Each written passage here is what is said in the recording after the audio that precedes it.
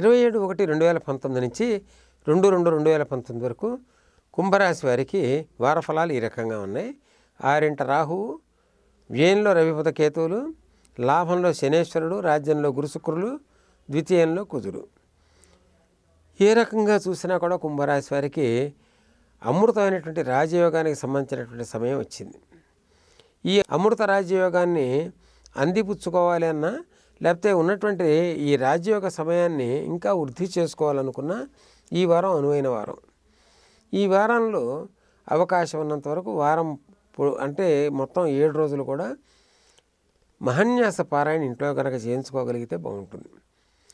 ఈ మహాన్యాస పారాయణ చేయాలంటే ఖర్చుతో కూడినది కాబట్టి అంతకు మించినటువంటి ఇప్పుడు ప్రస్తుతం వర్తమాన దేశకాల పరిస్థితులను అనుసరించి సీడీస్ కూడా వస్తున్నాయి మహాన్యాసానికి సంబంధించింది.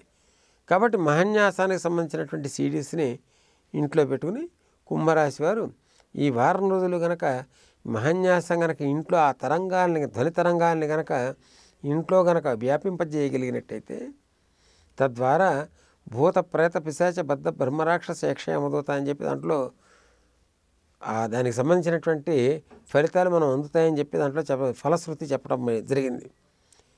ఆ విధంగా కుంభరాశి వారికి ఏ రకమైన దోషాలు ఉన్నా కూడా దోషాలు పోతాయి.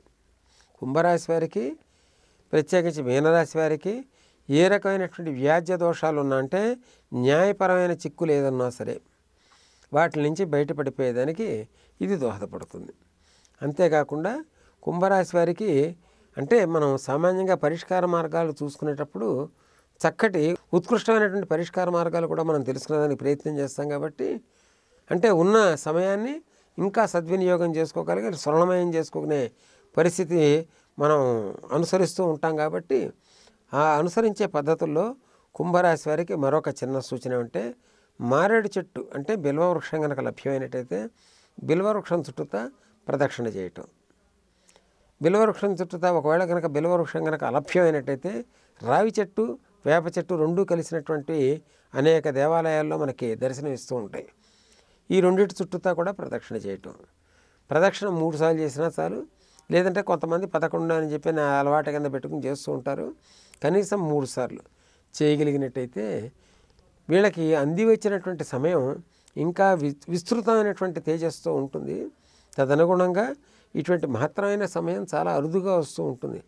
ప్రత్యేకించి కుంభరాశి వారికి ఇటువంటి సమయం ప్రసాదించేటువంటి ఫలాల్ని మనం అందుకోవాలంటే కాస్త కొంచెం శ్రమతో కూడినటువంటిది. కాబట్టి ఈ ఫలాలను అందుకోవాలంటే కాస్త ప్రదక్షిణ చేయాల్సి వస్తుంది.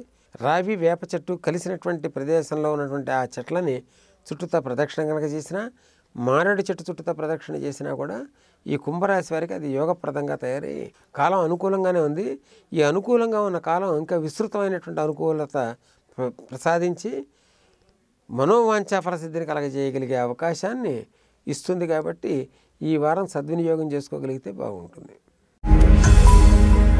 ఈ వీడియో గనుక మీకు నచ్చినట్లయితే లైక్ చేయండి, షేర్ చేయండి. మరిన్ని వీడియోస్ కోసం మా ఛానల్ను సబ్స్క్రైబ్ చేయండి.